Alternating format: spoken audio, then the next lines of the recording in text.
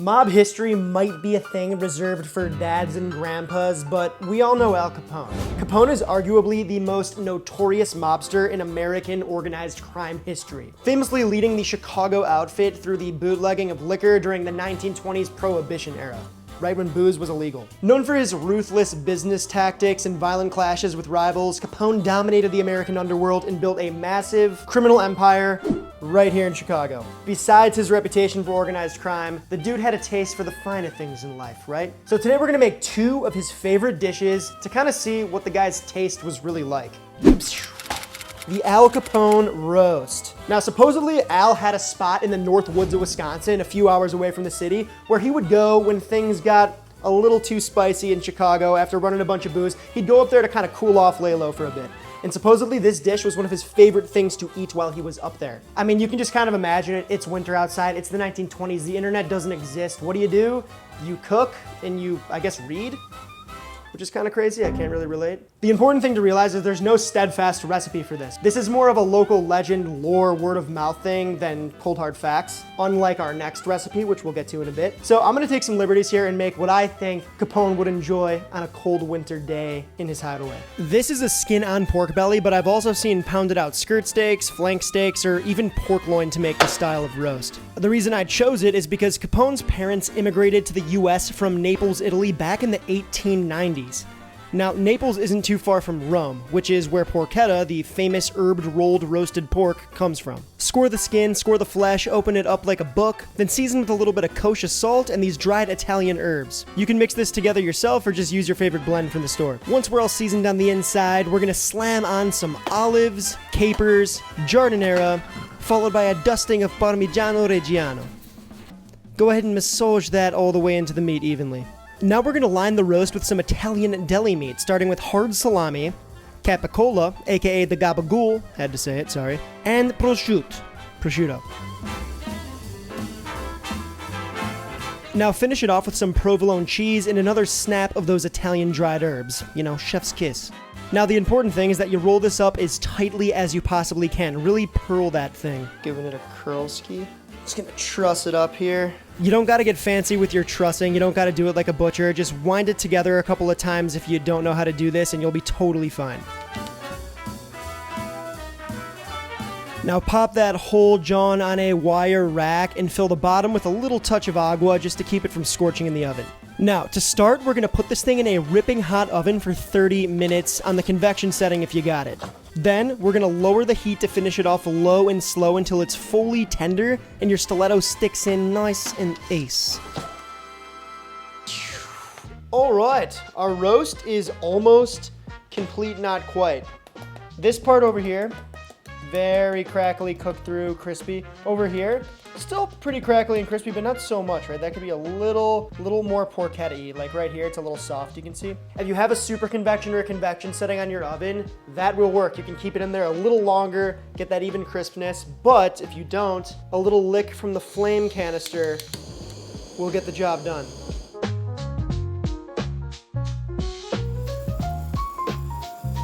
Now we are extra crispy and souffled and bubbly, and it's basically like chicharron. Crispy.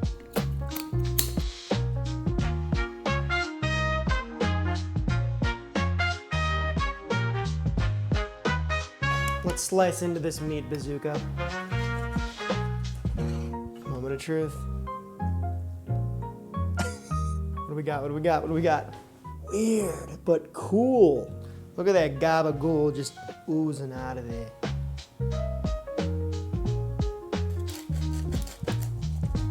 Oh, it's a hunk right there. All right, I'm gonna cut into it and eat it with my mouth. Look how soft that is there. Everything's protected by that skin that's crispy and crackly. Got layers in this mo. You got that giardiniera with the capers and the olives. You can smell the olives. The crispy skin.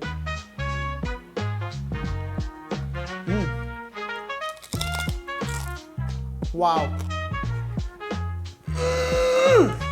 I can just imagine Mr. Capone sitting there in his big old chair, crushing a fat log of porchetta that's not porchetta, right? The Capone roast. At the time, it definitely wasn't called the Capone roast, though. I wonder what he called it. Whatever, regardless of what he called it, there's so much variation. Look at all that just pulling away. That fat protects that pork in there, laced with all these like classic Italian kind of flavors all in one. The meat on the inside is still very moist and juicy.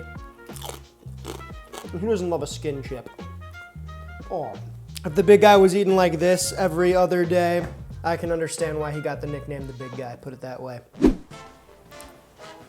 You know what I call this thing, huh? You know what I f***ing call this thing, huh? The big stick. And no, I'm not compensating. Al Capone's love for this dish has been written about in articles and books and the likes, specifically in a book written by one of his family members, so I trust it. And it's not the classic red sauce or gravy that you might expect with a classic pasta dish, right? Delicious, nutritious walnuts that honestly, they're gonna have to sleep with the fishes tonight. I wish I could do like a cool bat trick. It's a little big to flip around. Should I try it? I'm gonna try it. We're just gonna break these up a little bit. Damn, what did the walnuts do to you? What didn't they do to me, Franklin? Good night. Would you hire me in your gang? Get him. Should this be the thumbnail, dude? Medium heat ski. Pan on. A generous portion of olive oil. 6 cloves minced garlic. Infuse that, Earl. Chili flake, parsley, and our walnuts. It's as simple as this. While that's sizzling away on low, we're gonna take out a spaghetti. This is just good old regular spaghetti, cooked al dente. I'm just gonna take that out and put it right in our sauce, let that pasta water drip in there, help thicken things. It will continue to cook, a little bit more pasta water. Just gonna mix that all around. That pasta water is gonna thicken things. It's gonna go glossy and gorgeous. I'm gonna add a little bit of Parmigiano Reggiano. Fair amount of parm. I'm a parm man, I like parm. Mob guys like parm. Mob guys. Mob guy over here likes parm. Just kidding, not a mob guy, don't come after me. Just a guy, regular guy. Thicky, thicky, thicky. Ooey gooey walnuts sticking to the spaghetti. That looks really nice. It smells really nice too. I have never had this kind of pasta before with the walnuts, so I'm excited. Come on, curly boys, work with me. Little trick I picked up in the Chicago outfit here. Give it a snip. Give it a snip. It's an Italian sin, but guess what? These guys were sinners. Cute. I'm just gonna take a little bit more of this walnut paste, why not? Just kind of drizzle it over the top. A little bit more Parmigiano. And some olive oil all over the place. Tiny pinch of parsley. That looks pretty affiliated to me. Al really liked this pasta. There are stories of him cooking it for himself at his Chicago home on the south side back in the day. I have never had it before, so I'm gonna burn myself. So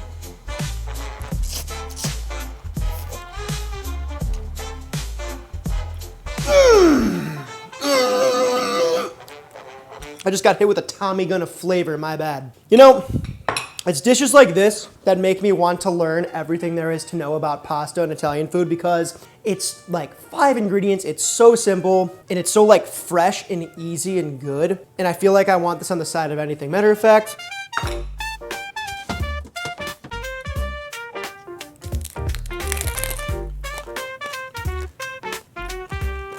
I get it now.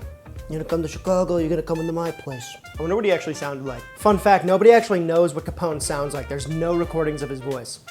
Wait, I got some more of these. Fun facts. You guys wanna hear some fun facts? I'm gonna drop some fun facts on you. Capone was a germaphobe. He was spooked of germs. Kind of one of those guys who like didn't wanna take a bite off your fork, which is interesting because he actually contracted syphilis at a young age, which eventually later in life led to his decline both physically and mentally. How we got the nickname Scarface is interesting here. Basically, he was working in New York as a bouncer, catcalled the wrong lady because her brother was, I guess, nearby, and this guy cut up Capone's face with a, I like to think it was with a switchblade, like a stiletto, but who knows. He actually didn't like the name Scarface because he thought it made him sound weak because of that story, because of, he got attacked, got a nickname from it. Lastly, of all things, you guys might know this one, Capone went to jail for tax evasion, not for murdering people or making illegal booze or whatever else you do as a mob lord god. Tax evasion.